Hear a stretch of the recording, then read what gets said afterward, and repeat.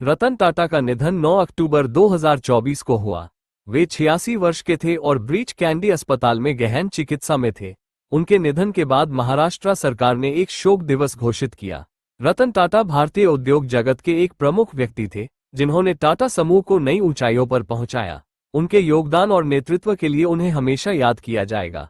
रतन टाटा भारतीय उद्योगपति और टाटा समूह के पूर्व चेयरमैन हैं। उनका जन्म 28 दिसंबर 1937 को हुआ। उन्होंने 1991 से 2012 तक टाटा समूह की अध्यक्षता की, जिसके दौरान उन्होंने कंपनी को वैश्विक स्तर पर स्थापित किया। रतन टाटा ने कई महत्वपूर्ण परियोजनाओं का नेतृत्व किया, जैसे कि टाटा नैनो, जो सबसे सस्ती कार के रूप में जानी जाती है। उन्हें समाज सेवा और शैक्षिकी पहल के लिए भी जाना जाता है। उनका दृष्टिकोण और नेतृत्व शैली ने टाटा समूह को नई ऊंचाइयों पर पहुंचाया और वे भारतीय उद्योग में एक आदर्श बने। उनके योगदान के लिए उन्हें कई पुरस्कार और सम्मान मिले हैं। रतन टाटा को अमेरिका में एक कार बेचने से मना कर दिया गया था। जब अमेरिका का मालिक भारत आया, तो रतन टाटा ने उस कार को खरीद लिया। ये कहानी रतन टाटा की दृढ़ता और व्यापारिक बुद्धिमानी को दर्शाती है। टाटा समूह की स्थापना 1868 में जमशेदजी टाटा ने की थी। उस समय भारत में औद्योगिक क्रांति का दौर शुरू हो रहा था।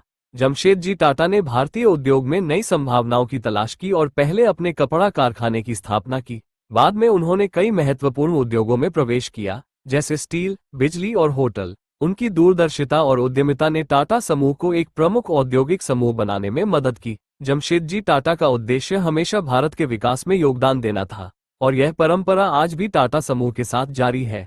रतन टाटा, टाटा सन्स के चेयरमैन एवं उद्योग जगत के एक प्रमुख व्यक्ति थे, जिन्होंने टाटा समूह को नई ऊंचाइयों पर पहुंचाया।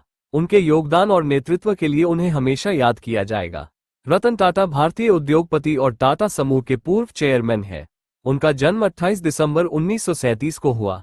उन्होंने 1991 से 2012 तक टाटा समूह की अध्यक्षता की, जिसके दौरान उन्होंने कंपनी को वैश्विक स्तर पर स्थापित किया। रतन टाटा ने कई महत्वपूर्ण परियोजनाओं का नेतृत्व किया, जैसे कि टाटा नैनो, जो सबसे सस्ती कार के रूप में जानी जाती है। उन्हें समाज सेवा और शैक्षिकी पहल के लिए भी जाना जाता है।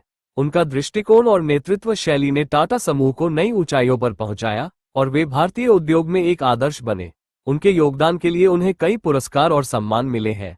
रतन टाटा को अमेरिका में एक कार बेचने से मना कर दिया गया था। जब अमेरिका का मालिक भारत आया, तो रतन टाटा ने उस कार को खरीद लिया। ये कहानी रतन टाटा की दृढ़ता और व्यापारिक बुद्धिमानी को दर्शाती है। टाटा समूह की स्थापना 1868 में जमशेदजी टाटा ने की थी। उस समय भारत में औद्योगिक क्रांति का और साथ ही टाटा ग्रुप का जिस तरह से विस्तार हुआ, हजारों लाखों लोगों को नौकरियां मिली। अब देखिए, एक बहुत लंबा कार्यकाल रहा। मैं देख रहा था 1961 में करीब 23 साल के थे उस वक्त रतन टाटा, जब उन्होंने टाटा स्टील के फ्लोर पर काम करना शुरू किया, और करीब 52 साल तक सक्रियता से वो टाटा ग्रुप के साथ जुड़े रहे और अलग अलग स्तर पर उन्होंने काम किया। और एक और जिक्र किया जा रहा था कि एक बहुत ही पीपल्स लीडर थे, और जिस भी कंपनी में काम करते थे वहाँ पर लगभग हर कर्मचारी और एम्प्लॉय के पास जाना चाहते थे, उनसे बात करना चाहते थे। एक ओपन माइंड के साथ उन्होंने आम वर्करों के साथ उनके आइडियाज़ भी साझा किए, उसको इम्प्लीमेंट करने की भी कोशिश की। तो एक बहुत ही विजनरी लीडर थे, जिनका योगदान हमेशा हिंदुस्तान याद रखेगा। जी। हिमांशु